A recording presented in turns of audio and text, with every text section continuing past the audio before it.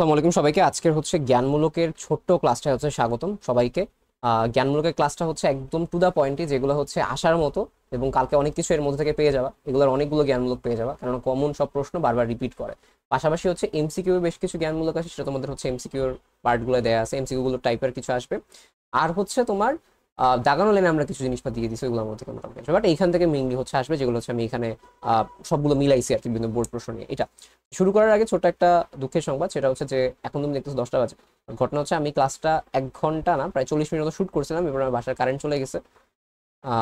এরপরে হচ্ছে আমার ক্লাসটা আবার চলে গেছে, আমি আবারও ক্লাসটা শুরু করতেছি তোমাদের জন্য।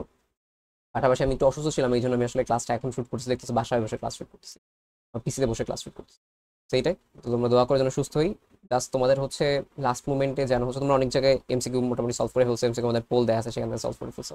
বাট জ্ঞানমূলক নিয়ে যেহেতু সমস্যা আছে, আমার কাছে মনে হয়েছে লাস্ট মোমেন্টে দেওয়ার মতো জ্ঞানমূলকটা খুব ইম্পর্টেন্ট। তো আমি যেন তোমাদের জ্ঞানমূলকের ক্ষেত্রে জন্য হেল্প করতে পারি, এটা হচ্ছে লাস্ট মোমেন্টে। নাহলে আসলে সুস্থ থাকলে তোমরা খুব ভালো ভালো কন্টেন্ট পাইতে, এবং আমার কন্টেন্ট অনেক কিছু রেডিও ছিল। তো যাই হোক, মানে হয় নাই হয়তো বা এতে তোমাদের সাথে যখন এইচএসসি দেখা হবে তখন হয়তো বা অনেক কিছু কাজ করা, বা যাই হোক, সমস্যা নেই। আমরা হচ্ছে আজকের ক্লাসে শুরু করি। শুরু করার আগে দুইটা কথা বলবো। একটা হচ্ছে যারা একটু ক্লাসের চাইতে মনে হয় যে ভাই আমি নিজে পড়লে আমার মাথায় সেট হয় বেশি, তারা ক্লাস দেখবা না, সোজা কথা।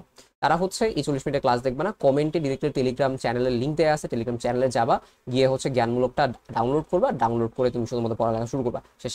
যাদের কাছে মনে হয় ভাই আপনি একটু বললে, আপনি একটু কিওয়ার্ডগুলো যদি দেখায় দেন তাইলে আমার জন্য বেটার হবে, মাথায় আরো ক্যাচ করবে, তাহলে তুমি 40 মিনিট 45 মিনিটের ক্লাসটা করবা, জ্ঞানমূলকটা শেষ করবা। আর কালকে যাওয়ার সময় এই পিডিএফটা একটু পড়তে পড়তে যাবা, শেষ। ঠিক আছে? আচ্ছা, তাহলে আমি হচ্ছে ক্লাসটা শুরু করি, কোনো হচ্ছে কথাবার্তা না বাড়াই। প্রথমটা হচ্ছে জীবন পাঠ। জীবন পাঠের হচ্ছে এই শুরুর দিকে যেটা থাকে, ভ্রূণবিদ্যা, হরমোনবিদ্যা, বাস্তুবিদ্যা, এই বিষয়গুলো হচ্ছে কি, দেখো, এই জায়গায় তোমার হচ্ছে যে সকল বিদ্যা স্টার্ট করতেছো, এগুলোর শুরুই তোমার হবে হচ্ছে যে ফলিত বিজ্ঞান, বিজ্ঞান জীববিজ্ঞানের যে শাখা, বা হচ্ছে তোমার তো এইখানে যেটা আসে সেটা হচ্ছে বিভিন্ন ধরনের বিদ্যা, যেটা যে ভ্রূণবিদ্যা, হরমোন বিদ্যা, বাস্তুবিদ্যা, এই টাইপের জিনিস আছে। তো এই সকল বিদ্যা রিলেটেড আর তোমার যেই সংজ্ঞা, এটা শুরু করার আগে তুমি শুরু করবা ভৌত জীববিজ্ঞানের যে শাখায় বা ফলিত জীববিজ্ঞানের যে শাখায়। এরপরে কি দিবা, যে কিভাবে হচ্ছে মানে কি করে ওই শাখায়, কি করে সেটাকে আমরা ওই বিদ্যা বলি। দেখো এই ফরম্যাটে মেইনলি তুমি হচ্ছে এই জায়গায় আগাবা। কি কাজ করবা একদম তোমাকে ডিরেক্টলি বলি।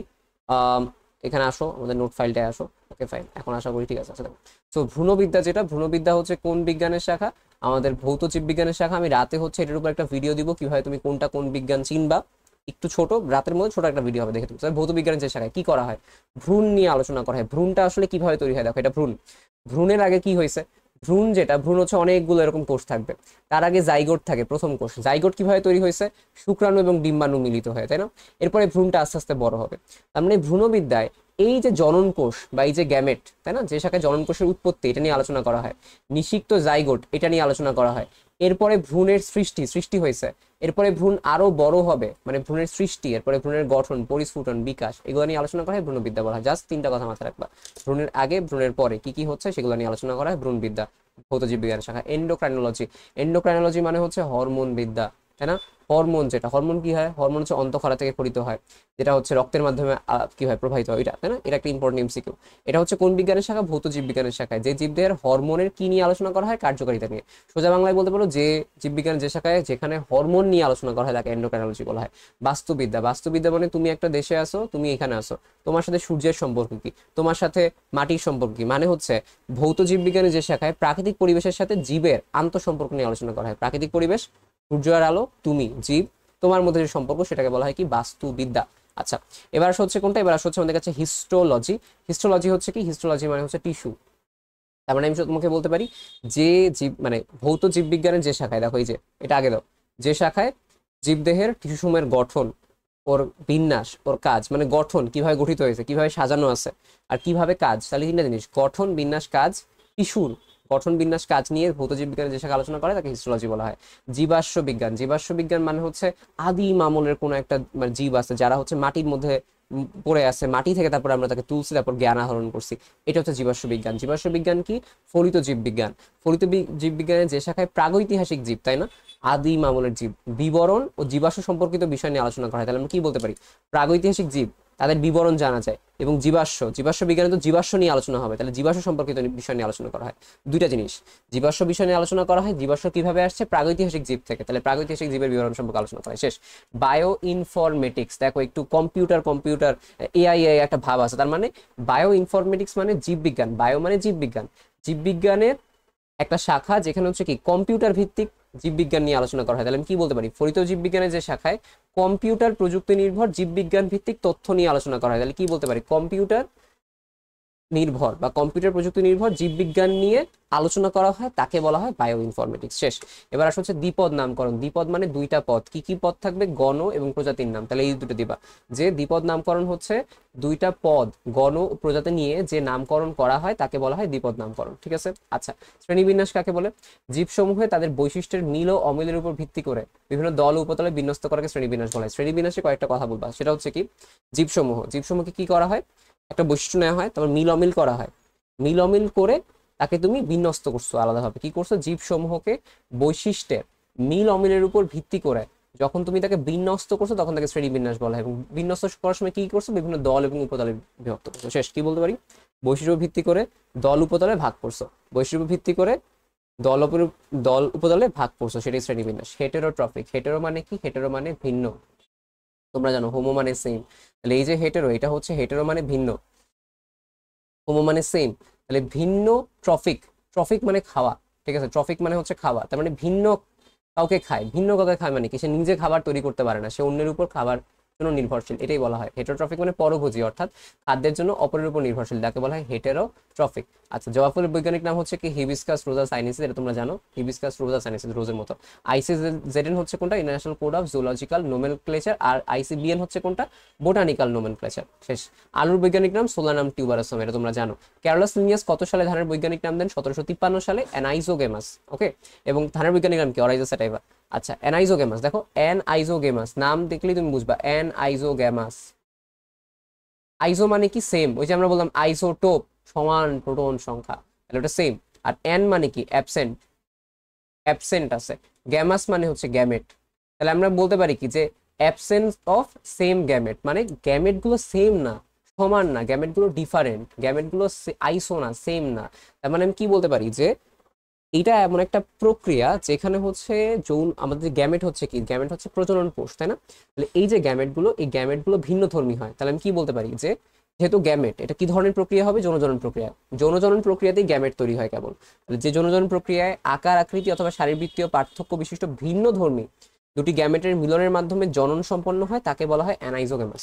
তার মানে সোজা বাংলায় দুইটা কথা মাছ দিতে হবে, যে দুটি ভিন্নধর্মী গ্যামেটের মিলনের মাধ্যমে জনন সম্পন্ন হয় তাকে বলা হয় অ্যানাইজোগেমাস। দুটি ভিন্নধর্মী কি কি হইতে পারে, আকার আকৃতি শারীরবৃত্তীয় কাজে ভিন্ন হতে পারে, এটাকে বলা হয় হচ্ছে কি, এটাকে বলা হচ্ছে জনন প্রক্রিয়া। ঠিক আছে। আচ্ছা, আমি একটু সরি, আই গেস হচ্ছে আমার এখানে তুমি দেখতে পারতেছো অনেক কিছু, আমি একটু ছোট হয়েছি, ঠিক আছে, এখন আই গেস ঠিক আছে, তাই না, এখন আই গেস হচ্ছে ঠিক আছে, এখন আমি একটু ছোট হয়েছি, সমস্যা নেই, দেখো এবার ঠিক আছে, ঠিক আছে। এবার হচ্ছে ঠিক আছে, তোমরা হচ্ছে অনেকক্ষণ দেখতেছিল না, তো এবার ঠিক আছে, আই গেস আমি তোমাকে দেখাই দিলাম। ওকে, সো আমি তোমাদের বলে দিচ্ছি, এটা তোমরা দেখতেই পারবে, সমস্যা নেই। আচ্ছা, এবার আসলে হচ্ছে পরেরটাই কি আছে, যে নেস্টেড হায়ারার্কি মানে হচ্ছে যে শ্রেণীবিন্যাস পদ্ধতি, একটার পর একটা শ্রেণীবিন্যাস পদ্ধতিতে রাজ্যের উপসেট পর্ব, পর্বের পরে শ্রেণীর উপসেট বর্গ, ঠিক আছে। তো এগুলোকে বলা হয় শ্রেণীবিন্যাসের পদ্ধতিকে, অর্থাৎ শ্রেণীবিন্যাসের পর্যায়ক্রমিক পদ্ধতিকে নেস্টেড হায়ারার্কি হচ্ছে বলা হয়। এবার আসা হচ্ছে পরেরটা জীবকোষ এবং হচ্ছে টিস্যু। জীবকোষ এবং টিস্যুতে হচ্ছে আমরা কি কি পাবো, যে মাইক্রোভিলাই কোনটা, এই যে কোষ ঝিল্লি আছে না, এর যে ভাঁজ আছে, তাহলে এই যে ছোট ছোট বিলাই এর মধ্যে লুকায় থাকতে পারে, তাহলে এটা হচ্ছে মাইক্রোভিলাই। মাইক্রোটিউবিউল হচ্ছে কি, যে আমার কাছে এই যে কোষ আছে, এই কোষটাকে ধরে রাখতে হবে, কোষটাকে ধরে রাখার জন্য এরকম টাইপের কঙ্কাল থাকে, এই যে টিউবের মতো, টিউবের মতো কঙ্কাল থাকে, এইগুলোকে আমরা বলি মাইক্রোটিউবিউল, অর্থাৎ কোষ কঙ্কাল। তাহলে কোষ কঙ্কালে বিভিন্ন ধরনের তন্তু নির্মিত হয়। এখন এই তন্তুগুলো কি কি হইতে পারে, চিন্তা করো, এটা লাঠির মতো বা টিউবের মতো, এই টিউব দিয়ে তোমাকে ইচ্ছা মতো পিটানো হয়েছে, তবে তুমি কি বলছো, যে মা মা মানে বলে কান্নাকাটি করতেছো, মানে কি করতেছো তুমি, যখন তোমাকে টিউব দিয়ে মানে মাইট দেওয়া হয়েছে তখন তুমি মা মা বলে কান্না করছো, এবং এটা একটা অ্যাক্টিং ছিল।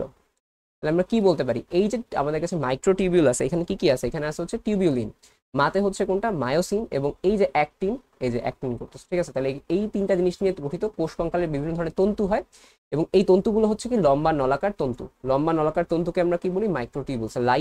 সাইসোজোম না, লাইসোজোম হচ্ছে কি, দেখো লাইসোজোম যারা হচ্ছে লাই করে বা মিথ্যা করে তাদের জন্য জম, লাই হচ্ছে মানে লাইসো মানে আমি তোমাকে বলি লাইসো মানে ভেঙে ফেলা, ঠিক আছে? লাইসো মানে ভেঙে ফেলা। এখন তোমাকে বলতেছি জাস্ট মনে রাখার জন্য, লাইসো মানে ভেঙে ফেলা। লাইও আমি বলতে পারি যে লাই হচ্ছে তোমার মিথ্যা বলতেছে। জম মানে কি, মানে মিথ্যা যারা বলে তাদেরকে খেয়ে ফেলে, জম মৃত্যু ভয়। তাহলে মিথ্যা বা খারাপ এরা কারা? তোমার যে জীবাণুগুলো আছে তাদেরকে ধ্বংস করে। লাইসোজোম মানে মিথ্যা বা খারাপ যা, তাদের জন্য জম।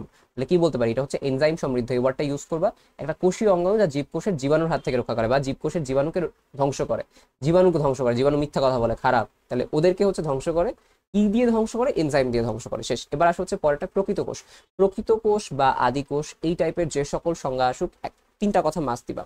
নিউক্লিয়াসের অবস্থা কি, অঙ্গাণু উপস্থিত আছে কি আছে না, ঠিক আছে? রাইবোজোম আছে কি আছে না, এই তিনটা ওয়ার্ড। তাহলে আমি প্রথমে শুরু করি। প্রকৃত কোষ, যে কোষের নিউক্লিয়াস সুগঠিত, যে কোষে সকল অঙ্গাণু উপস্থিত থাকে, রাইবোজোমও থাকে, তাহলে রাইবোজোম সহ সকল অঙ্গাণু উপস্থিত থাকে, তাকে বলা হয় প্রকৃত কোষ। নিউক্লিয়াস যখন সুগঠিত তখন তুমি একই সাথে বলে ফেলবা যে নিউক্লিয়ার ঝিল্লি দিয়ে আবদ্ধ থাকে। শেষ। ওকে।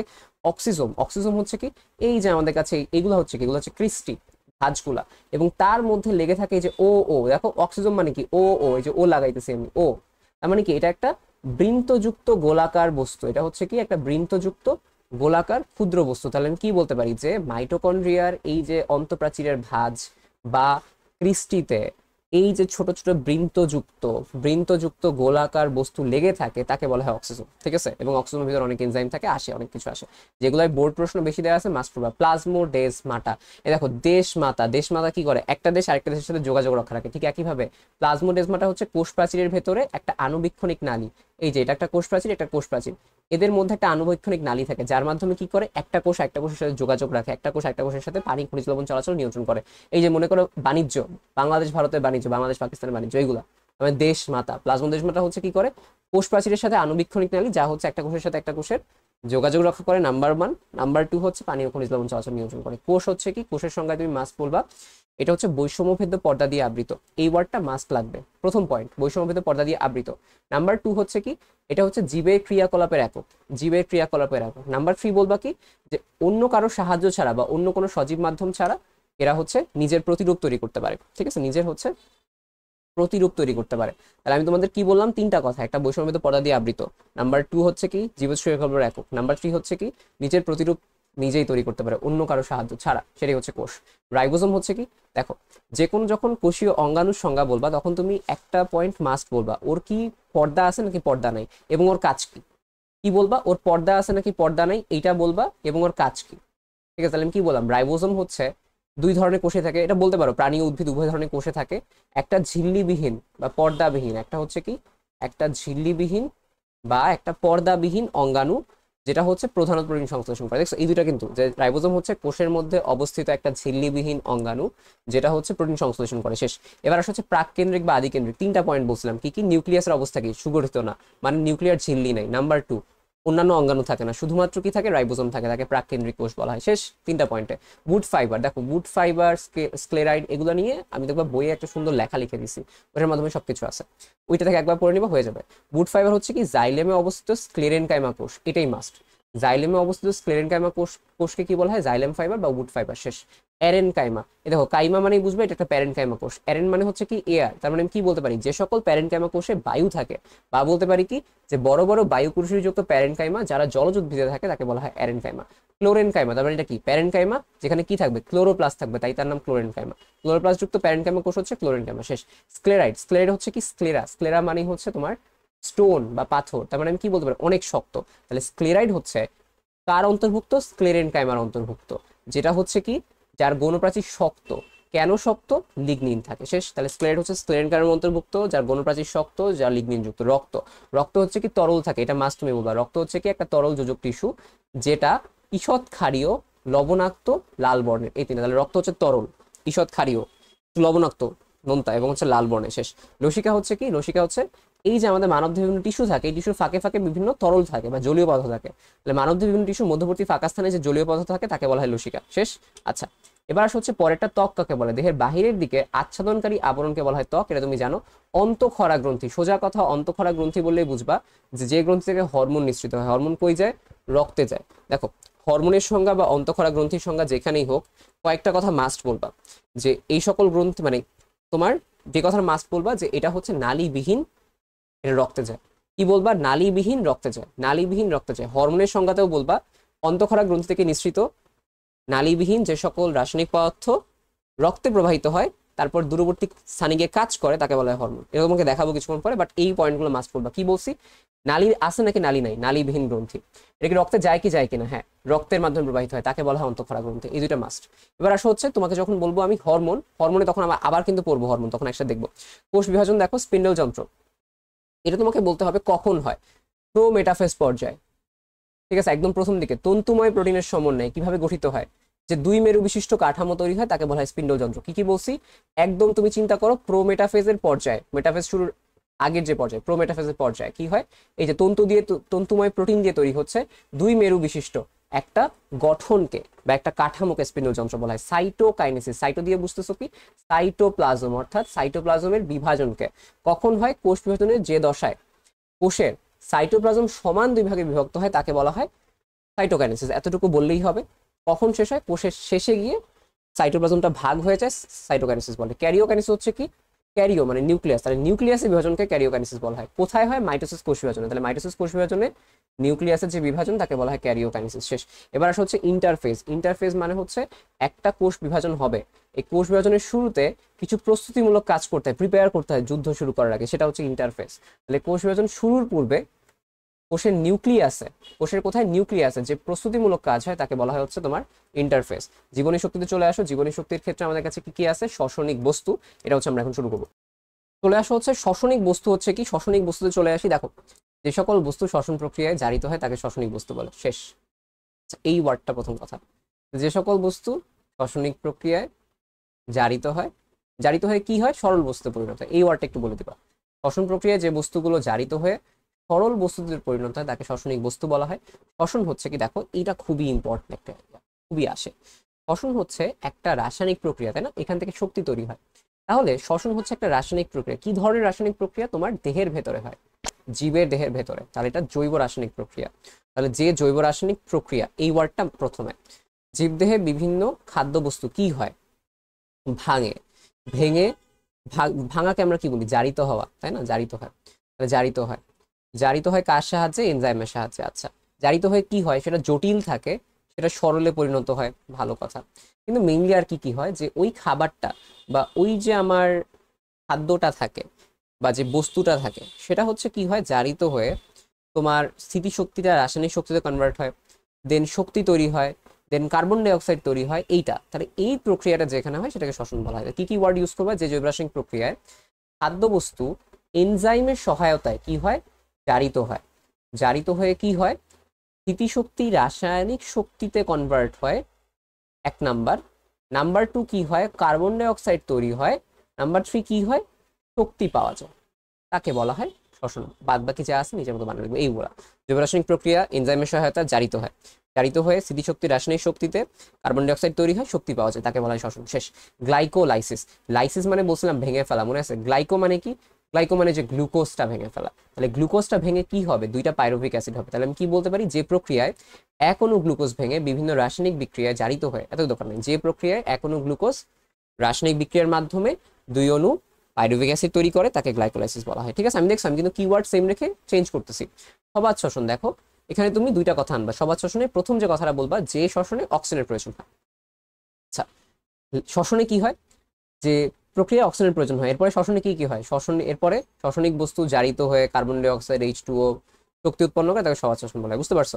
প্রথমে তুমি বলছো অক্সিজেন প্রয়োজন হয়, এরপরে তুমি শ্বসনের সংজ্ঞা দিয়ে দিচ্ছ যে শ্বসনে কার্বন ডাই অক্সাইড H2O শক্তি উৎপন্ন হয়, এটাকে বলা হয় সবাদ শ্বসন। শেষ। খাদ্য পুষ্টি ও পরিপাকের ক্ষেত্রে আদর্শ পিরামিড। আদর্শ পিরামিড মানে হচ্ছে যেই পিরামিড, একটা কাল্পনিক পিরামিড আমরা চিন্তা করি, যার নিচে শর্করা, এরপরে আমিষ, এরপরে তার থাকে উপরে একদম স্নেহ। তাহলে আমরা কি বলতে পারি? পরিমাণগত দিক দিয়ে বিবেচনা করলে পর্যায়ক্রমে শর্করা, আমিষ ও স্নেহ জাতীয় খাদ্য সাজালে যে কাল্পনিক পিরামিড তৈরি হয় তাকে বলা হয় আদর্শ খাদ্য পিরামিড। তাহলে আদর্শ খাদ্য পিরামিড কি? পরিমাণটা বিবেচনা করছো যে সবচেয়ে বেশি হচ্ছে শর্করা, এরপরে পর্যায়ক্রমে শর্করা, আমিষ, স্নেহ, এটাকে আমরা যদি সাজাই একটা কাল্পনিক পিরামিড তৈরি হয় যাকে বলা হয় আদর্শ খাদ্য পিরামিড। খাদ্য, আঁশ বা রাফেজ, এইখানে কয়েকটা কথা বলবা। এটা হচ্ছে একটা জটিল শর্করা।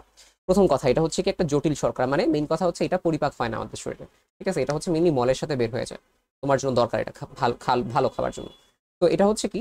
জটিল শর্করা, যেটা হচ্ছে কোথায় পাওয়া যায়? শস্য দানার বহির আবরণ, মানে আমরা খোসা বলি না, খোসা, যেরকম শশা খোসা সহকারে খাওয়া ভালো, বাদাম খোসা সহকারে খাওয়া ভালো, ঠিক আছে। তো জটিল শর্করা যেটা হচ্ছে কোথায় থাকে, যা হচ্ছে শস্যদানার বহির আবরণে পাওয়া যায়, যেটা কি করে, যেটা হচ্ছে পানি শোষণ করে মলের পরিমাণ বৃদ্ধি করে। তাহলে তিনটা কথা, খাদ্য আসবে রাফেজ হচ্ছে একটা জটিল শর্করা যেটা শস্যদানার বহিরাবরণে থাকে, যেটা হচ্ছে পানি শোষণ করে মলের পরিমাণ বৃদ্ধি করে, শেষ। জেরফথ্যালমিয়া আমরা কি বলি, এটা কত বড় একটা জিরাফ, তাই না? এ মা বা ও মা কত বড় একটা জিরাফ, এ মা বা ও মা কত বড় জিরাফ। তাহলে ও বলো আর এ বলো, ও দিয়ে মিলি এ দিয়ে মনে রাখো, ও তো ভিটামিন ও তো হয় না, তাহলে জিরাফ বলতে আমরা বুঝাই ভিটামিন এর অভাবে যখন চোখের সমস্যা হয়, এই যে চোখ দিয়ে দেখতেছো ও মা কত বড়, বা এ মা কত বড় একটা জিরাফ, তার মানে এর অভাবে যখন চোখ ক্ষতিগ্রস্ত হয় তখন তাকে বলা হয় জেরোফথ্যালমিয়া। এবার আসে হচ্ছে গয়টার। গয়টার হচ্ছে কোনটা, গলায়। দেখো গয়টার মানে কোথায় হয়, গয়টায়। তাহলে আমরা বলি গলায় এখানে কি থাকে, থাইরয়েড গ্রন্থি। তাহলে থাইরয়েড গ্রন্থি যে কোনো ফোলা গয়টার বলা হয়। আজকে আমি টনসিলাইটিস মানে গলা ফোলাতেই ভুগতেছি, বা টনসিলাইটিস। বিএমআই হচ্ছে কি একটা অনুপাত, কিসের অনুপাত, এই যে উপরে থাকে ওজন, নিচে থাকে উচ্চতা স্কোয়ার, তাই না? তাহলে আমরা বলতে পারি যে মানুষের আহ আমরা বলি উচ্চতা ওজনের যে আনুপাতিক হার উপস্থাপন করা হয়, কেন করা হয়, মাত্রাতিরিক্ত ওজন নির্ধারণের জন্য। অর্থাৎ আমরা হচ্ছে ওজন এবং উচ্চতার একটা আনুপাতিক হার নেই, কেন নিই, মাত্রাতিরিক্ত ওজন নির্ধারণের জন্য, এটাকে বলা হয় বিএমআই, ঠিক আছে। দুইটা কথা, প্রথমে অনুপাত কেন করা হয়, মাত্রাতিরিক্ত ওজন নির্ধারণের জন্য। মৌল বিভাগ শক্তি, এটা তুমি একদম সহজ কাজ, আমি তোমাকে বলি, বিশ্রাম অবস্থায় তোমার দেহের স্বাভাবিক কাজ বজায় রাখতে যে শক্তি উৎপন্ন হয়, সেটা বসে আসো, পেটে শব্দ হইতেছে, চোখ এরকম আসো, তোমার ব্রেইন কাজ করতেছে, স্বপ্ন দেখতেছো তুমি, তারপর ভিতরে কি পাকস্থলী নড়তেছে, হার্ট পাম্প হচ্ছে, তাহলে এই বিশ্রাম অবস্থায় যে শক্তি প্রয়োজন হয় সেটা মৌল বিভাগ শক্তি। তাহলে আমরা কি বলতে পারি, বিশ্রাম অবস্থায় মানবদেহের অভ্যন্তরের টিস্যু সঠিক মানে বজায় রাখতে এবং তৈরি করতে, খাদ্য পরিপাক, শ্বসন, রক্ত সঞ্চালন, পেশি সংকোচন প্রসারণ, সার্বিক কাজ সাধিত হওয়ার জন্য যে শক্তি ব্যয়িত হয় সেটা। দেখো তুমি এভাবে বলবা, বিশ্রাম অবস্থায় মানবদেহের বিভিন্ন শারীরবৃত্তীয় কাজ সঠিকভাবে পরিচালনা করার জন্য যে সকল শক্তি প্রয়োজন হয়, ঠিক আছে, তাকে বলা হয় মৌলবিভাগ শক্তি, শেষ। ওর মাঝখানে উদাহরণ দিয়ে দাও, পরিপাক, শোষণ, রক্ত সঞ্চালন, শেষ, এটাই। এবার আসা হচ্ছে এনামেল। এনামেলে বলবা যে দাঁতের মুকুট অংশে ডেন্টিনের উপরিভাগে যে কঠিন উপাদান থাকে, তাহলে দাঁতে এনামেল, এনামেল, ঠিক আছে। এনামেল হচ্ছে কি ডেন্টিনের উপরে থাকে, কোথায়, দাঁতের মুকুট অংশে, তাকে বলা হয় এনামেল। পরিপাক হচ্ছে কি, পরিপাকে কয়েকটা ওয়ার্ড ইউজ করবা, মানুষ খাবার খাইলো, কঠিন খাবার, জটিল খাবার, এই জটিল খাবারটা দেহ হচ্ছে কি করছে, দেহ ভেঙে ফেলছে, ভেঙে সরল তরল গ্রহণ উপযোগী করছে। প্রথমে ভেঙে সরল করছে, এরপরে একদম খাদ্য রস মিশায় তরল করে ফেলছে, এরপরে সেটা শোষণ করছে, এটাকে আমরা বলি হচ্ছে পরিপাক। তাহলে এই ওয়ার্ডগুলো ইউজ করবে। দেখো গৃহীত জটিল খাদ্যকে কি করে, শোষণযোগ্য ও কোষ উপযোগী করতে, শোষণযোগ্য কোষ উপযোগী করতে কি করে, তাকে যে প্রক্রিয়ায় সহজ মানে ভেঙে সহজ সরল ও তরল অবস্থায় রূপান্তরিত করে সেই প্রক্রিয়াকে পরিপাক বলা হয়। এভাবে বলবা, জীবদেহে গৃহীত খাদ্য যে প্রক্রিয়ায় জটিল থেকে সরল, তরল ও গ্রহণীয় হয়ে দেহের শোষণ উপযোগী হয় এবং কোষ গ্রহণ করতে পারে, তাকে পরিপাক বলা হয়। এই ওয়ার্ডগুলো ইউজ করবা।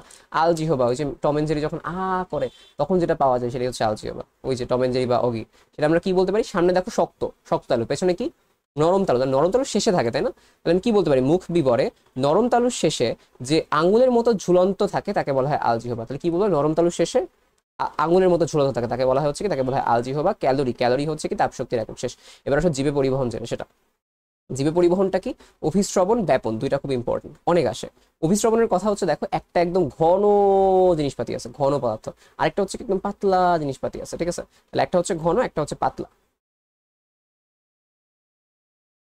আমরা কি ইয়াটা ঠিকঠাক করছি একটু দেখতে, আমি ভাবছিলাম আমার রেকর্ডিং হচ্ছিল না, তাও দেখে ফেললাম, সমস্যা নেই। এবার দেখো জিনিসটা হচ্ছে কি, যে কোষ আমাদের বলছে অভিস্রবণ কোনটা, এটা ঘন, এটা হচ্ছে পাতলা। তাহলে চিন্তা কর, পাতলা থেকেই তো পানি ভেতরে আসবে, তাই না?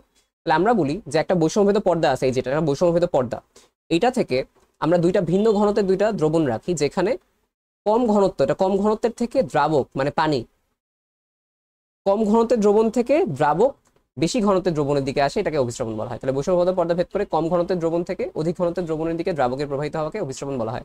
কোষরস, কোষরস হচ্ছে কি, কোষ আছে, এই যে পানি আছে, কোষের ভিতরে পানি, এবং পানির মধ্যে আমরা বিভিন্ন মাল মশলা দিয়ে দিচ্ছি বা বিভিন্ন দ্রবীভূত খনিজ লবণ দিয়ে দিচ্ছি। আমি বলতে পারি কি, পানি এবং পানিতে দ্রবীভূত খনিজ লবণকে একত্রে বলা হয় কোষরস বা সেল স্যাপ। আচ্ছা, স্যাপ, স্যাপের মতো কোনটা যাও। ব্যাপন চাপ আমরা বলি একই তাপমাত্রা ও হচ্ছে বায়ুমণ্ডলীয় চাপে কোনো পদার্থের বেশি ঘনত্ব বিশিষ্ট দ্রবণ থেকে কম ঘনত্বের দ্রবণে। দেখো ব্যাপন চাপে দুইটা ওয়ার্ড, দেখো অভিস্রবণে যেরকম এই ওয়ার্ডটা ইউজ করতে হয় বৈষম্যভেদ পর্দা, ঠিক একইভাবে ব্যাপন চাপে একটা ওয়ার্ড ইউজ করতে হয়, একই তাপমাত্রা ও বায়ুমণ্ডলীয় চাপে। এরপরে তুমি কি বলবা, কোনো পদার্থের বেশি ঘনত্ব থেকে কম ঘনত্বের দিকে দ্রবণের, ঠিক আছে, আমি কি বলতে পারি, কম ঘনত্বের দ্রবণের দিকে দ্রাবকের ব্যাপিত হওয়া, অভিস্রবণে কি বলছো? অভিস্রবণে বলছো কম ঘনত্ব থেকে অধিক ঘনত্বে, ঠিক আছে। আর ব্যাপনে বলবা যেখানে বেশি ঘনত্ব থেকে কম ঘনত্বের দিকে দ্রাবক ব্যাপিত হয়। যেমন চিন্তা করো স্প্রে করছো, এখানে বেশি ঘনত্ব স্প্রে পুরো জায়গায় ছড়ায় গেছে, এটা হচ্ছে ব্যাপন। আচ্ছা, এবার আসা হচ্ছে ইমবাইবেশন। ইমবাইবেশন মানে শুষে নেওয়া। কে শুষে নেয়? কলার ধর্মী। তাহলে কি ওয়ার্ড ইউজ করবা? কলার ধর্মী পদার্থের পানি শুষে নেওয়ার ক্ষমতাকে বলা হয় হচ্ছে ইমবাইবেশন। হৃদস্পন্দন, সংকোচন প্রসারণ মানে কি?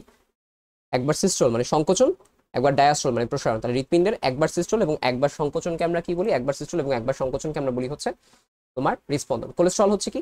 কোলেস্ট্রল সোজা বাংলায় হচ্ছে কোলেস্টিন থেকে উৎপন্ন। কোলেস্টিনকে একটা হাইড্রোকার্বন, যা জীবদেহে বিভিন্ন কাজে ইউজ করা হয়। এইভাবে লিখবা, বানায় লিখবা যে কোলেস্ট্রল হচ্ছে হাইড্রোকার্বন কোলেস্টিন থেকে উৎপন্ন একটা যৌগ, যা জীবদেহের বিভিন্ন কাজে লাগে। শেষ। জীবদেহের বিভিন্ন কাজে ব্যবহৃত হয়। শেষ।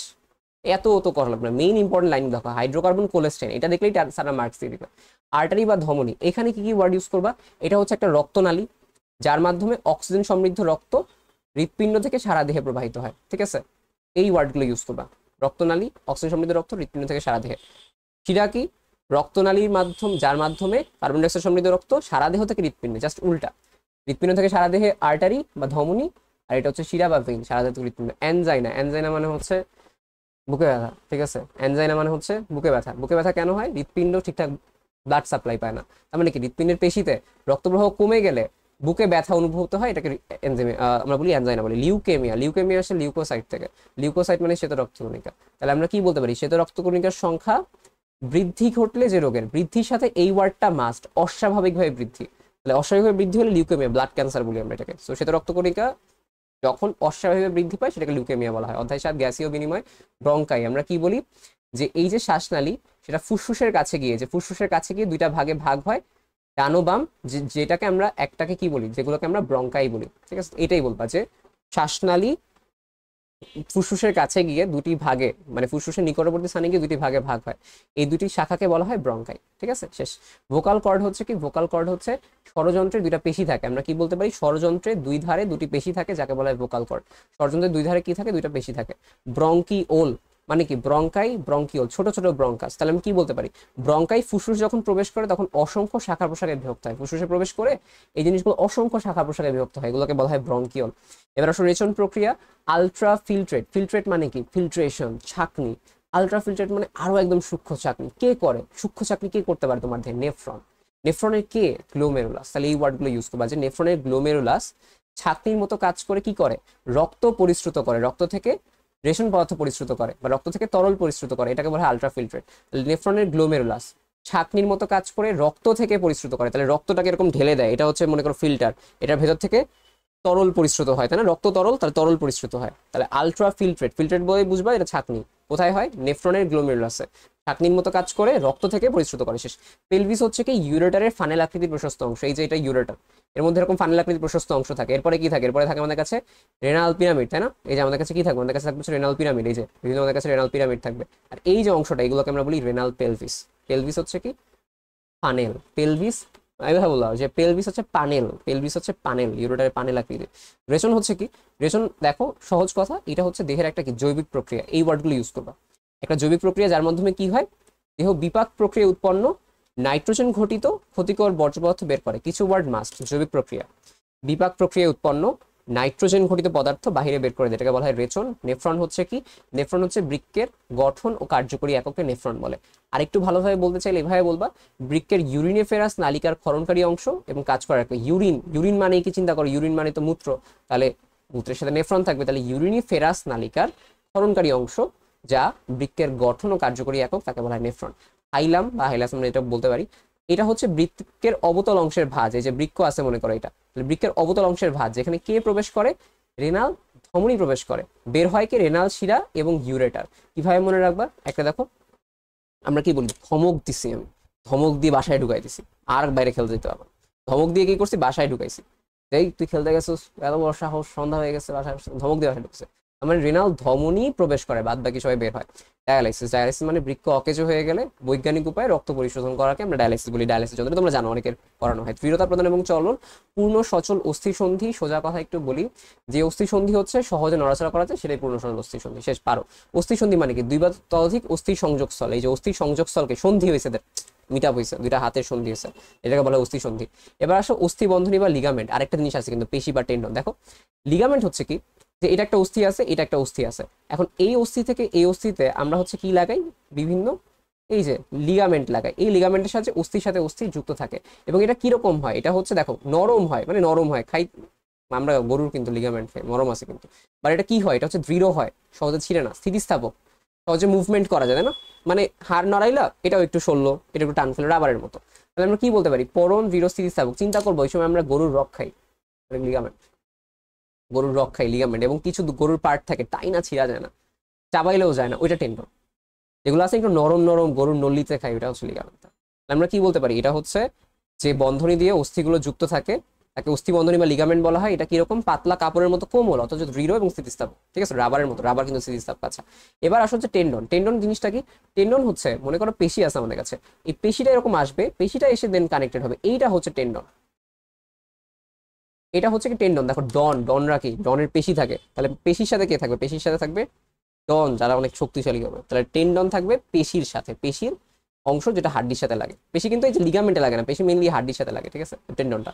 আচ্ছা সমন্বয়ে আসো, ভার্নালাইজেশন আমরা কি বলতে পারি, যে শীত প্রদান বা শৈত্য প্রদানের মাধ্যমে আমরা হচ্ছে কি করতে পারি, ফুল ধারণ করা ত্বরান্বিত করতে পারি। এই দুইটা ওয়ার্ড দিলেই হবে, আমরা কি বলতে পারি, যে শৈত্য প্রদানের মাধ্যমে ফুল ধারণ করা ত্বরান্বিত করা, এটাই, এটা আসে প্রায় যেগুলো বোর্ডে বেশি মাছ দেখে যাবে। ফাইটো হরমোন, যে হরমোন ফাইট করে করে উদ্ভিদকে বড় করে ফেলবে, পরিবেশের সাথে ফাইট করে করে, তাহলে এটা হরমোন, যেহেতু হরমোন মানে জৈব রাসায়নিক পদার্থ, দেহের ভেতরে রাসায়নিক, জীবদেহের ভেতরে তাই জৈব রাসায়নিক পদার্থ, এইটা প্রথম কথা।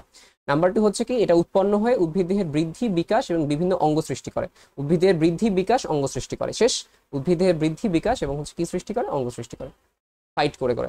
অভিকর্ষ উপলব্ধি কি হয়, আমাদের যে বীজ আছে মনে করো, এই বীজের উপরে কি হয়, ভ্রূণ কাণ্ড, মানে মাত্র কাণ্ডটা শুরু হচ্ছে, ভ্রূণের মতো কাণ্ড উপরে যায় এবং নিচে কি যায়, মূল যায়, তাহলে ভ্রূণমূল। তাহলে এরা হচ্ছে ফিল করে যে আমার বাহিরে কোন একটা গ্র্যাভিটি আছে, অভিকর্ষ আছে, অভিকর্ষ ত্বরণ আছে যেটা নিচের দিকে টানতেছে, তাহলে ওইটাকে আমরা বলি অভিকর্ষ উপলব্ধি। অভিকর্ষ উপলব্ধি তাহলে কি, উদ্ভিদের বৃদ্ধির সময় ভ্রূণমূল বা ভ্রূণকাণ্ডের অগ্রাংশ অভিকর্ষ উদ্দীপনা অনুভব করতে পারে, একে অভিকর্ষ উপলব্ধি বলে। কি কি ওয়ার্ড ইউজ করবা, উদ্ভিদের বৃদ্ধি, ভ্রূণমূল বা ভ্রূণকাণ্ড, অভিকর্ষ উদ্দীপনা অনুভব করতে পারে, এই তিনটাই। আমি ঠিক আছে, আমি ভালোটা দিয়ে দিব, ভালো ফাইলটা। ফোটোট্রপিক চলন, ফোটো মানে কি, ফোটো মানে আলোন, ফোটন আলো, টপিক মানে কি, টপিক মানে হচ্ছে চলন, তাহলে আলোর দিকে চলন বা আলোর সাথে চলন রিলেটেড। আমরা কি জানি, কাণ্ডটা আলোর দিকে যায়, মূলটা দেখো, কাণ্ড দেখো, এটা মনে করো আমার হচ্ছে এটা, এটা মনে করো আমার ঘড়িটা মূল আর উপরেরটা কাণ্ড, দেখা যাচ্ছে, এই ঘড়িটা মূল আর হচ্ছে এটা কাণ্ড। কাণ্ড কি করে, কাণ্ড আলোর দিকে যায়, এই যে এটা মনে করো আলো, এই যে এই যে চায়ের কাপ আলো, ঠিক আছে, তাহলে আমরা কি বলতে পারি, এই আলোর দিকে যাবে, এরা হচ্ছে কি এই যে আলো, তাহলে চিন্তা করো আমার ঘড়িটা বা মূলটাকে আলোর বিপরীত দিকে চলে গেছে না, শেষ, কাণ্ডটা আলোর দিকে গেলে মূলটা আলোর বিপরীত দিকে যাবে, শেষ। তাহলে এইটা, এই যে চলনটা, এই চলনটাকে আমরা বলি ফোটোট্রপিক চলন, এটাই বানাই লিখবা, যে উদ্ভিদের কাণ্ডের চলন আলোর দিকে, মূলের চলন আলোর বিপরীত দিকে, এটাকে ফোটোট্রপিক চলন বলে। ডাবের পানিতে কোন ধরনের ফাইটো হরমোন থাকে, ডাবের পানিতে ফাইটো হরমোন থাকে হচ্ছে আমাদের কাছে সাইটোকাইনিন, ঠিক আছে, সাইটোকাইনিন। আচ্ছা এবার আসে হচ্ছে যে আমরা বলি যে একজন, একজন হচ্ছে কোনটা, নিউরনের কোষ দেহ থেকে উৎপন্ন যে প্রলম্বিত, প্রলম্বিত মানে একদম লম্বা অংশ, এটাকে বলা হয় একজন। আর এই যে কোষ দেহ থেকে যে ছোট ছোট শাখা প্রশাখা বের হয়, এগুলোকে কি বলা হয়, এগুলোকে বলা হয় ডেনড্রাইট। এবার আসলে নিউরন কি, স্নায়ুতন্ত্রের গঠন ও কার্যক্রমের এককে নিউরন বলে। সিনাপস হচ্ছে কি, চিন্তা করো, যেটা হচ্ছে আমার কোষ দেহ, এখান থেকে একজন বের হবে, আরেকটা কোষ দেহ, এখান থেকে ডেনড্রন বের হবে। তাহলে আমি কি বলতে পারি, এই যে একজন এবং ডেনড্রনের সংযোগ স্থলের যে সূক্ষ্ম ফাঁকা জায়গা, একটা ফাঁকা জায়গা থাকে না, এটাকে বলা হয় সিনাপস, ঠিক আছে। একটা নিউরনের একজনের টার্মিনালের সাথে দ্বিতীয় একটা নিউরনের ডেনড্রাইটের মধ্যবর্তী সূক্ষ্ম সংযোগস্থলকে সিনাপস বলা হয়। স্ট্রোক হচ্ছে কি, স্ট্রোক হচ্ছে ব্রেইনে ব্লাড সাপ্লাই পায় নাই, তাহলে ব্রেইন কাজ করতেছে না, মানে স্নায়ুতন্ত্র কাজ করতেছে না, এটাই। তাহলে মস্তিষ্কে রক্ত সরবরাহে ব্যাঘাত ঘটার কারণে স্নায়ুতন্ত্রের কাজে ব্যাঘাত ঘটে। এবং তোমরা বেশি টেনশন করবা না, এসে পরীক্ষা অনেক সময় কি হয় জানো, টেনশন করার কারণে অনেকের হচ্ছে স্ট্রোক হয়। কেন হয়, ব্রেইন তখন হচ্ছে সাপ্লাই পায় না, মানে আমাদের যে রক্তনালী সেটা ছিঁড়ে যায়, অনেক প্রেশার লাগে না মাঝে মধ্যে, ওটা করা যাবে না ভাই, চিল, অনেক অনেক এক্সাম লাগে, স্ট্রোক করা যাবে না, ঠিক আছে, স্ট্রোক করলে কিন্তু প্যারালাইসিস হয়েছে। এখন হরমোন, দেখো হরমোনে কিছু ওয়ার্ড আমি তোমাকে বলছিলাম, মনে আছে কি কি, হরমোন একটা জৈব রাসায়নিক পদার্থ, প্রথম কথা, এক নম্বর কথা। নাম্বার 2, এটা কোথা থেকে নিঃসৃত হয়, নালীবিহীন গ্রন্থি থেকে নিঃসৃত হয়, নাম্বার 2। নাম্বার 3 হচ্ছে কোনটা, এইটা নালীবিহীন গ্রন্থি থেকে নিঃসৃত হয়ে কোথায় যায়, রক্তের মাধ্যমে সারা দেহে ছড়িয়ে পড়ে, এরপরে রক্তের মাধ্যমে ছড়ায় কি করে, সে দেহের বিভিন্ন কাজ নিয়ন্ত্রণ করে, বলবা দেহের বিভিন্ন কাজ নিয়ন্ত্রণ করে, এই 4টা ওয়ার্ড মাস্ট দিবা। জৈব রাসায়নিক পদার্থ নালীবিহীন গ্রন্থি থেকে নিঃসৃত হয়ে রক্তের মাধ্যমে প্রবাহিত হয়ে বিভিন্ন অঙ্গে যায়, এরপরে সেই অঙ্গের বিভিন্ন কাজ নিয়ন্ত্রণ করে, শেষ হরমোন। অন্তঃক্ষরা গ্রন্থি হচ্ছে সেম, ওই যে করাইছিলাম তোমাদের একদম শুরুতে মনে আছে, ওই সেম সংখ্যাটা দিলেই হয়ে যাবে, এখানে আলাদা করার দরকার নেই। ডোপামিন কাকে বলে? ডোপামিন হচ্ছে ব্রেন থেকে নিঃসৃত হয়, মানে স্নায়ুকোষ থেকে নিঃসৃত হয়, এবং সেটা কি করে? শরীরের পেশি নাড়াচাড়ে হেল্প করে, ঠিক আছে। ডোপামিন কি করে? পেশি নাড়াচাড়া। অনেকেই যে বলে না যে ডোপ টেস্টে ধরা পড়ছে, পেশি নড়াচড়ায়, মানে বেশি ভালো ফুটবল খেলবে, দৌড়াদৌড়ি করতে হবে, যেন ডোপ টেস্টে ধরা খেয়েছে। কে ডোপ টেস্টে ধরা খাইছে বইলো, কালকে মানে এক্সাম দিয়ে এসে বইলো। এপিলেপসি। এপিলেপসি হচ্ছে কি মস্তিষ্কের রোগ হয় একটা, যে কারণে অনেক খিঁচুনি হয়, পেশিগুলো অনেক খিচে, মানে টান দেয়, খিচে, যেটাকে আমরা বলি, সেটাকে বলা হয় এপিলেপসি। মস্তিষ্কের যে একটা রোগ, আক্রান্ত ব্যক্তির শরীরে খিঁচুনি বা কাঁপুনি দিতে থাকে, তাকে বলা হয় এপিলেপসি। এবার বলা হচ্ছে জীবের প্রজনন। জীবের প্রজনন হচ্ছে আমরা কি বলি? যুক্তধারী বা সিনজেনেসিয়াস, বা আমরা কি বলি এটাকে, যে এটা হচ্ছে যখন অনেকগুলো পরাগধানী একগুচ্ছে থাকে। দেখো যুক্তধানী মানে অনেকগুলো পরাগধানী একগুচ্ছে থাকে, তাকে বলা হয় যুক্তধানী। সিন মানে কি? সিন মানে হচ্ছে একসাথে যুক্ত হয়ে থাকা, সিনার্জিট। সিন মানে হচ্ছে সিনার্জিট সেল, মনে আছে? সিন মানে হচ্ছে যুক্ত থাকা আর কি, কেন আমরা যখন ইন্টারমিডিয়েট একসাথে পড়বো তখন পড়বো না। ভিন্নবাসী উদ্ভিদ। ভিন্নবাসী মানে কি? যে উদ্ভিদে ভিন্ন বাস করে, মানে হচ্ছে কি একটা উদ্ভিদে স্ত্রী পুষ্প, আরেকটা উদ্ভিদে মেল পুষ্প, এটাকে বলা হয় ভিন্নবাসী। সহবাসী মানে কি? একই উদ্ভিদে স্ত্রী এবং পুষ্প, স্ত্রী পুষ্প পুংপুষ্প দুটোই থাকবে। প্রতিপাদ কোষ গর্ভযন্ত্রের বিপরীত দিকে। দেখো গর্ভযন্ত্র হচ্ছে কোনটা? এটা ডিম্বাণু, এটা হচ্ছে আমাদের কাছে সহকারী দুইটা কোষ। উল্টা দিকে থাকে 3টা প্রতিপাদ কোষ। প্রতি মানে অ্যান্টি, মানে তারা আমাদের যুদ্ধ, মানে প্রতি মুখে দাঁড়াইছে, তারা আমাদের শত্রু, এটা বলা হয়। গর্ভযন্ত্রের বিপরীত দিকের কোষ 3টিকে বলা হয় প্রতিপাদ কোষ। এবার হচ্ছে পুষ্পাক্ষ। পুষ্পাক্ষ হচ্ছে কি? এই যে বৃন্ত, এটা মনে করো বৃন্ত, এই বৃন্তের শীর্ষে কি একটা গোলাকার অংশ নেই যেটা, এটার উপরে কি থাকে? ফুলের এই যে 4টা স্তবক, বৃতি, পাপড়ি, এগুলো সাজানো থাকে, সেটাই। তাহলে ফুলের বৃন্তের শীর্ষে একটা গোলাকার অংশ, যার মধ্যে হচ্ছে কি থাকে? পাপড়ি, মানে 4টা স্তবক সাজানো থাকে, তাকে পুষ্পাক্ষ বলা হয়। পরাগায়নের মাধ্যম কাকে বলা হয়? যে যার মাধ্যমে পরাগ বহন করে গর্ভমুণ্ডে নিয়ে যায়। দুইটা কথা বলবা, যে মাধ্যম একটা পরাগ বহন করে গর্ভমুণ্ডে নিয়ে যায় তাকে বলা হয় পরাগায়ন। পুষ্পমঞ্জরি হচ্ছে কি? এই যে একটা ফুল, মানে শাখা আছে, এই শাখার মধ্যে ফুলটা একটা কি বিশেষ পদ্ধতিতে সাজানো আছে, ওকে। এবং এখন এই পুরা ফুল সহ শাখাটাকে আমরা বলি হচ্ছে কি পুষ্পমঞ্জরি। তাহলে গাছের যে শাখায় ফুলগুলো একটা নিয়মে সাজানো থাকে, সেই ফুল সহ শাখাকে আমরা পুষ্পমঞ্জরি বলি, অর্থাৎ পুরো শাখাটাকে পুষ্পমঞ্জরি বলি, যেখানে ফুলগুলো সাজানো থাকে। অর্থাৎ তুমি কি কি ওয়ার্ড ইউজ করবা? ফুলগুলো সাজানো থাকে, ফুল সহ শাখাকে পুষ্পমঞ্জরি বলা হয়। স্বপরাগায়ন মানে কি? একই ফুলে বা একই গাছে দুইটা ভিন্ন ফুলে, মানে কি একই উদ্ভিদে দুইটা ফুল আছে, বা একই ফুলের মধ্যে স্ত্রীস্তবক পুংস্তবক দুইটা আছে, এদের মধ্যে যদি পরাগায়ন ঘটে স্বপরাগায়ন বলে। বৃতি হচ্ছে কি? ফুলের বাইরের স্তবকে বৃতি বলে। ফিটাস হচ্ছে কি? নিষেকের, এই যে দেখো 8 সপ্তাহ পরে ভ্রূণকে ফিটাস বলা হয়, তাই না? নিষেকের কত সপ্তাহ পরে? 8 সপ্তাহ পরে। 8 সপ্তাহ বয়সে না কিন্তু, 8 সপ্তাহ পরে ফিটাস বলা শুরু করে, ঠিক আছে? 8 সপ্তাহ 2 মাস, 8 সপ্তাহ 2 মাস, ঠিক আছে। বহির্নিষেক। বহির্নিষেক কি? যে নিষেক বাইরে সম্পন্ন হয়, তাহলে যে নিষেক ক্রিয়া প্রাণীদেহের বাইরে সংঘটিত হয় তাকে বহির্নিষেক বলা হয়। ক্লিভেজ হচ্ছে কি? প্রাণীদেহে নিষিক্ত ডিম্বাণুর কোষ বিভাজনকে ক্লিভেজ বলা হয়। যে ডিম্বাণু নিষিক্ত মানে কি? শুক্রাণু আসছে, নিষিক্ত হয়েছে, এরপরে হচ্ছে জাইগোট হয়েছে, এই জাইগোটের কোষ বিভাজনকে বলা হয় ক্লিভেজ। শেষ। ব্লাস্টোসিস্ট, এটা একটু মনে রাখার মতো, আমি তোমাকে একটু বলি। এটা আমাদের ডিম্বনালী, ঠিক আছে। এটা হচ্ছে জরায়ু। তো কি হয়? কোষ বিভাজন এইখানে, এইখানে তোমার হচ্ছে জাইগোটটা তৈরি হয়, এরপরে জাইগোটটা কোষ বিভাজন করতে থাকে, কোষ করতে করতে এই জরায়ুতে চলে আসে, এবং জরায়ুতে যখন চলে আসে তখন সেটাকে আমরা বলি হচ্ছে ব্লাস্টোসিস্ট। তাহলে কোষ বিভাজনের শেষ পর্যায়ে এই যে ভ্রূণটা ডিম্বনালী থেকে জরায়ুতে পৌঁছায়, এই পর্যায়ে, এই যে এই পর্যায়ে এই ভ্রূণটাকে আমরা বলি হচ্ছে কি ব্লাস্টোসিস্ট। তাহলে কোষ বিভাজন হচ্ছে, ডিম্বনালী থেকে জরায়ুতে চলে আসছে, জরায়ুতে চলে আসা অবস্থায় যে ভ্রূণটা তাকে বলা হয় ব্লাস্টোসিস্ট। এতটুকু বললেই হয়ে যাবে। জাইগোট হচ্ছে কি? পুং ও স্ত্রী জননকোষের মিলনের ফলে যে সৃষ্ট প্রথম কোষ, জীবকোষ। তাহলে এটাই শুক্রাণু ডিম্বাণুর মিলনের ফলে যে কোষ, সেটা বলতে পারো। বয়সন্ধিকাল কি? কৈশোর এবং তারুণ্য, তাকে বলা হয় বয়সন্ধিকাল। যেরকম আমি বয়সন্ধিকাল পার করে আসি, তোমরা কৈশোরে আসো, আমি এসে সময় কৈশোরে ছিলাম, আচ্ছা সরি বয়সন্ধিকালে ছিলাম, আচ্ছা। তো প্রজনন হচ্ছে কি? যে প্রক্রিয়ায় কোনো জীব তার বংশধর সৃষ্টি করে তাকে প্রজনন বলা হয়। ইজি। এবার আসো জীবের বংশগতি এবং তার জৈবশক্তি। এখানে অনেকগুলো পেইনফুল হচ্ছে সংজ্ঞা আছে, আমরা একটু পেইনফুল সংজ্ঞাগুলো একসাথে দেখে ফেলবো এখানে, ঠিক আছে। এবার আসো অ্যালিল। একই জিনের ভিন্ন সংস্করণকে অ্যালিল বলা হয়, ঠিক আছে। একই জিনের কি বলা হয়? ভিন্ন সংস্করণকে। অর্থাৎ একটা জিন আছে, এটা একটা জিন, ওইটারই আরেকটা মনে করে এরকম ভিন্ন একটা সংস্করণ, কাজ একই করে, সেটাকে বলা হয় অ্যালিল। অনেক বেশি আসে, সহজ সংজ্ঞা, বেশি পেরাচ্ছি না। জিন হচ্ছে কি? জীবের দৃশ্য ও অদৃশ্যমান লক্ষণ বা বৈশিষ্ট্য নিয়ন্ত্রণকারী একককে। তাহলে কি বলতে পারি? এই যে দৃশ্যমান, তুমি দেখতেছো যে আমার চুল কালো, বাট আমি মনে মনে পচা, এটা অদৃশ্যমান লক্ষণ। তাহলে দৃশ্যমান লক্ষণ এবং অদৃশ্যমান লক্ষণ নিয়ন্ত্রণকারী যে একক, তাকে বলা হয় জিন। নিউক্লিওটাইড। দেখো নিউক্লিওটাইড হচ্ছে কি? নিউক্লিক অ্যাসিড গঠনের একক। নিউক্লিক অ্যাসিড তাহলে কি দিয়ে গঠিত হয়? প্রথম কথা হচ্ছে বলবা 5 কার্বন বিশিষ্ট শর্করা, এরপরে বলবা নাইট্রোজেন ঘটিত ক্ষার, এরপরে বলবা ফসফেট। তাহলে 3টা কথা এখানে বলতে হয়। নিউক্লিওটাইড, নিউক্লিওটাইড হচ্ছে নিউক্লিক অ্যাসিডের গঠনগত উপাদান। নিউক্লিক অ্যাসিডের গঠনগত উপাদান। তাহলে নিউক্লিওটাইড কি দিয়ে তৈরি হয়? 5 কার্বন বিশিষ্ট শর্করা, নাম্বার 2 হচ্ছে নাইট্রোজেন গঠিত ক্ষার, নাম্বার 3 হচ্ছে ফসফেট, এটাকে বলা হয় নিউক্লিওটাইড। এভাবে বানায় লিখবা। বংশগতি, বংশগতি সোজা কথা লিখবা, যে প্রক্রিয়ায় মাতা পিতার, এরপরে বলবা আকার আকৃতি বৈশিষ্ট্য আচরণ তার সন্তানে সঞ্চারিত হয় তাকে বলা হয় বংশগতি। তাহলে কি বলবো, একটা প্রক্রিয়া যার মাধ্যমে পিতা মাতার হাবিজাবি হাবিজাবি আকার আকৃতি চেহারা গঠন করে বানায় বানায় লিখবা। এরপরে লিখবা বংশানুক্রমিক ভাবে সন্তান সন্ততির দেহে সঞ্চারিত হয়, এটাকে বলা হয় বংশগতি। প্রকট বৈশিষ্ট্য কি, হেটেরোজাইগাস জীবে যে বৈশিষ্ট্য বাহ্যিকভাবে প্রকাশ পায় সেটাই প্রকট বৈশিষ্ট্য। এটা তোমাদের কনসেপচুয়াল জিনিস, তোমার পারবা আশা করি। এবার আসলে সেক্স লিঙ্কড ওষুধ, মানে হচ্ছে কি সেক্স ক্রোমোজোমের কারণে যে অসুখ হয়। সেক্স ক্রোমোজোমে কি কারণে হয়, মিউটেশন, মিউটেশন মানে পরিবর্তন হয়, ওই যে আমরা বলি মিউটেশন ক্যান্সার হয়। তাহলে সেক্স ক্রোমোজোমের মিউটেশনের কারণে সকল মানে বংশগতীয় রোগ হয়, তাকে বলা হয় কি, তাকে বলা হয় হচ্ছে সেক্স লিঙ্কড অসুখ। এবার বলা হচ্ছে কালার ব্লাইন্ডনেস। কালার ব্লাইন্ডনেস মানে কি, বর্ণান্ধতা। মানে কালার ব্লাইন্ডনেস হচ্ছে বর্ণান্ধতা, অর্থাৎ একজন ব্যক্তি বর্ণ চিনতে পারে না। কেন চিনতে পারে না, কারণ চোখের ভেতরে স্নায়ু থাকে না, স্নায়ু তো দেখি আমরা, এই স্নায়ুগুলো সঠিকভাবে তোমার কি করতে পারে না, বিভিন্ন বর্ণ চিনতে পারে না। কেন চিনতে পারে না, ওই স্নায়ুর ভিতরে রং নাই, রং বা পিগমেন্ট নাই। এটাই হচ্ছে কালার ব্লাইন্ডনেস। তাহলে আমরা একটু বানাই লিখি এটা, যে কালার ব্লাইন্ডনেস হচ্ছে বর্ণান্ধ একজন ব্যক্তি যখন রং চিনতে পারে না, কারণ স্নায়ু কোষে রক্ত শনাক্তকারী পিগমেন্ট নাই।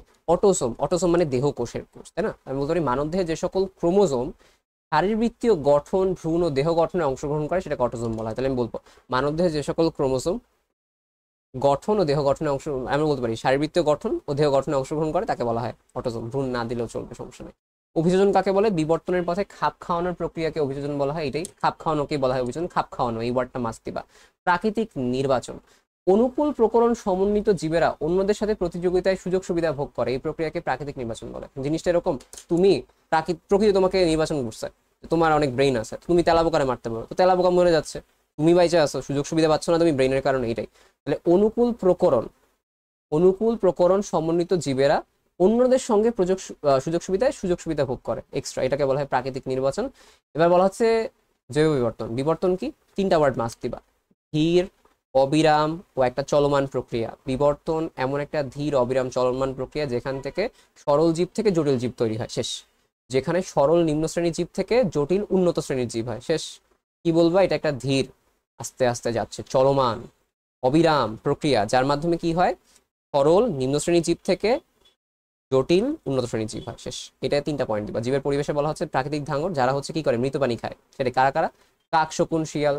প্রাণী জীবন্ত প্রাণীর চেয়ে মৃত প্রাণীর মাংস বা আবর্জনা খেতে বেশি পছন্দ করে, প্রাকৃতিক ধাঙ্গর বলা হয়। খাদ্য জাল হচ্ছে কি, অনেকগুলো খাদ্য শিকল একত্রিত হয়ে জালের মতো তৈরি করে, খাদ্য জাল, শেষ। খাদ্য শিকল মিলে খাদ্য জাল।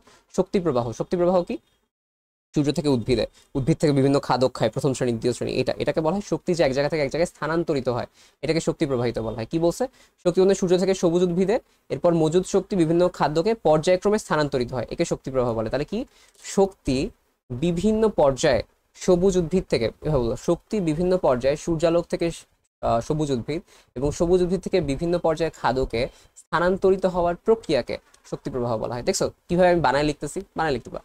মৃতজীবী খাদ্য শৃঙ্খল কাকে বলা হয়, যে খাদ্য শৃঙ্খল শুরুই হয় মৃতজীব থেকে, শেষ। এটা বলবা, জীবের মৃতদেহ থেকে শুরু হয়ে যদি কোনো খাদ্য শৃঙ্খল একাধিক খাদ্যস্তরে বিন্যস্ত হয় সেটাকে খাদ্য শৃঙ্খল বলা হয়। অর্থাৎ মৃতদেহ থেকে শুরু হয়, এটা মাস্ট, দেন সেটা একাধিক খাদ্যস্তরে বিন্যস্ত হয়, সেটাকে বলা হয় মৃতজীবী খাদ্য শৃঙ্খল। উৎপাদক কারা, যারা নিজের খাদ্য নিজে তৈরি করতে পারে। উৎপাদক হলো বাস্তুতন্ত্রের সবুজ উদ্ভিদকুল, এটা বলবা, যারা সূর্যালোকের উপস্থিতিতে কার্বন ডাই অক্সাইড পানি হতে সালোকসংশ্লেষণ প্রক্রিয়া কার্বোহাইড্রেট। সোজা কথা এটাই, যারা সবুজ উদ্ভিদ যারা খাদ্য তৈরি করতে পারে নিজেদের, এটা হচ্ছে উৎপাদক। লাইকেন না, এটা সাইকেন না, লাইকেন মানে লাইক করে, কারা কারা একজন একজনকে লাইক করে, শৈবাল এবং ছত্রাক। তাহলে শৈবাল এবং ছত্রাক একজন একজনের সাথে সহাবস্থান করে, নতুন উদ্ভিদ সৃষ্টি করে, সেটাকে বলা হয় কি, লাইকেন। তাহলে শৈবাল ছত্রাক মিলে যে নতুন উদ্ভিদ সৃষ্টি হয় তাকে বলা হয় লাইকেন। কমেন্সালিজম মানে হচ্ছে কি, যে এখানে দুইজন থাকে, এর মধ্যে একজন উপকৃত হয় আরেকজনের ক্ষতি হয় না, উপকার হয় না, মানে আমার লাভ লস নেই, কিছুই নেই, আরেকজনের ব্যাপক লাভ হয়, এটা বলা হয় কমেন্সালিজম। অর্থাৎ এটা একটা ধনাত্মক আন্তঃক্রিয়া ফার্স্টে বলবা, যেখানে সহযোগিতার একজন উপকৃত হয়, অন্যজন উপকৃত না হলেও ক্ষতিগ্রস্ত হয় না, মানে লাভ লস নেই। এটাই অ্যান্টিবায়োসিসে কি হয়, একজন ক্ষতি মানে লাভ হয় আরেকজনের ধ্বংস করে ফেলে। এভাবে বলবা যে একটি জীব কর্তৃক সৃষ্ট জৈব রাসায়নিক পদার্থ, অর্থাৎ একটা জীব আরেকটা জীবের জন্য জৈব রাসায়নিক পদার্থ দিচ্ছে, যার কারণে কি হয়েছে, অন্য একটা জীবের বৃদ্ধি ও বিকাশ আংশিক বা সম্পূর্ণভাবে বাধাপ্রাপ্ত বা মৃত্যু হয়। এভাবে লিখবা, একটা জীব জৈব রাসায়নিক পদার্থ ক্ষরণ করছে, যার কারণে অন্য একটা জীবের কি হবে, তার বৃদ্ধি হবে না, তার বিকাশ হবে না, বা সে মারা যাবে। এরপরে লিখবা বিকাশ বাধাগ্রস্ত হয় বা মারা যায়, এই জিনিসগুলোকে বলা হয় অ্যান্টিবায়োসিস। জীব প্রযুক্তিতে চলে আসছি। এক্সপ্ল্যান্ট হচ্ছে কি, যে মনে করো যে আমরা গাছের কোনো একটা অংশ নিয়ে মাটিতে পুঁতে দিই, তাই না, ওইটাকে আমরা বলি হচ্ছে কি এক্সপ্ল্যান্ট। এক্সপ্ল্যান্ট কেন করা হয়? টিস্যু কালচারের উদ্দেশ্যে। তাহলে প্রথমে বলবো টিস্যু কালচারের উদ্দেশ্যে উদ্ভিদের যে অংশ পৃথক করে ব্যবহার করা হয় সেটাকে বলা হয় এক্সপ্ল্যান্ট। জিএমও হচ্ছে কি জেনেটিক্যালি মডিফাইড অর্গানিজম, অর্থাৎ জিনটাকে পরিবর্তন করে যে নতুন অর্গানিজম পাওয়া যায়। দেখো তাহলে আমি কি বলতে পারি, জিন প্রকৌশলের মাধ্যমে বা জিনের পরিবর্তনের মাধ্যমে উৎপন্ন নতুন বৈশিষ্ট্য সম্পন্ন জীবকে বলা হয় GMO. BT corn, bacillus thuringiensis, must bacillus thuringiensis, ছুঁড়ে ফেলাই দিছে। এটা হচ্ছে কি, এটা একটা ব্যাকটেরিয়া যেটা কোথায় স্থাপন করা হয়েছে, কর্ন বা ভুট্টায় স্থানান্তর করা হয়েছে। এরপরে স্থানান্তর করে কি হয়েছে, জেনেটিক ভাবে পরিবর্তন করা হয়েছে। এই মানে মেইন কথা, কয়েকটা ওয়ার্ড মাস্ট লিখবে। ব্যাসিলাস থুরিনজেনেসিস কোথায় প্রবেশ করা হয়েছে, ভুট্টায়। তারপরে তুমি বলবা এর কারণে হাবিজাবি লিখবে, জেনেটিক পরিবর্তন হয়, উন্নত জাত তৈরি করা হয়, ব্যাকটেরিয়া সহনশীল জাত বানায় লিখবা, সমস্যা নেই কোনো। প্লাজমিড ব্যাকটেরিয়া, এটা হচ্ছে একটা ব্যাকটেরিয়ার ক্রোমোজোম, তাই না।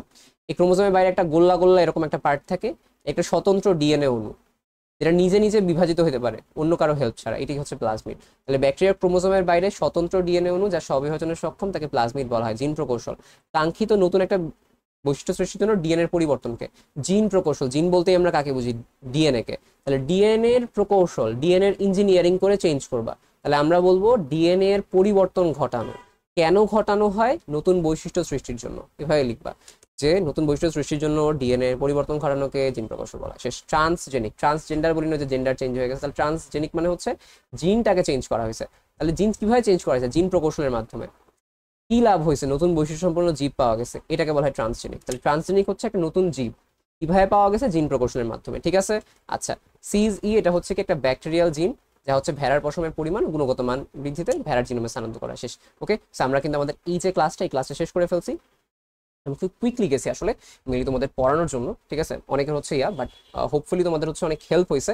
মাথায় রাখো আমি যে কিওয়ার্ডগুলো বলছি সেটা, আমার অনেক কিছু আসলে দেওয়ার ইচ্ছা ছিল তোমাদের এই বায়োলজি পরীক্ষার আগে, যেহেতু আমরা বায়োলজি নিয়ে বেশি কাজ করি। ইন্টারমিডিয়েট মেইনলি দেখবা আমরা অনেক স্টুডেন্টের বায়োলজি পড়ে, সো এরকম। বাট ইউজুয়ালি হচ্ছে যে আমি আসলে হচ্ছে এই মোমেন্টে যে আমি এখনো বলছি আমার গলা প্রচন্ড ব্যথা, তারপর হচ্ছে আমি একটা করে ফেললাম, একটু ভালো লাগছিল দেখে। সারাদিন হচ্ছে আমি মানে টাইপ অফ অনেক বেশি অসুস্থ ছিলাম। ওকে, তো বেশি কথা না বলে কালকে এক্সামটা খুব ভালো মতো দাও, দেখা হবে ইনশাল্লাহ পরে। প্যারা নিও না, ঠিক আছে, প্যারা নেই, ইনশাল্লাহ ভালো কিছু হবে। আর জ্ঞানমূলকটা কেন বলালাম বলো তো, এই জ্ঞানমূলক মিক্স করে দেয় বিভিন্ন মানে তোমার কি বলে সৃজনশীল, একটা সৃজনশীল গ ঘ পারবা, দেখো জ্ঞানমূলক পারবা না। তো জ্ঞানমূলক দিয়ে দিলাম, ভালো করতে হবে ইনশাল্লাহ। আল্লাহ হাফেজ সবাইকে।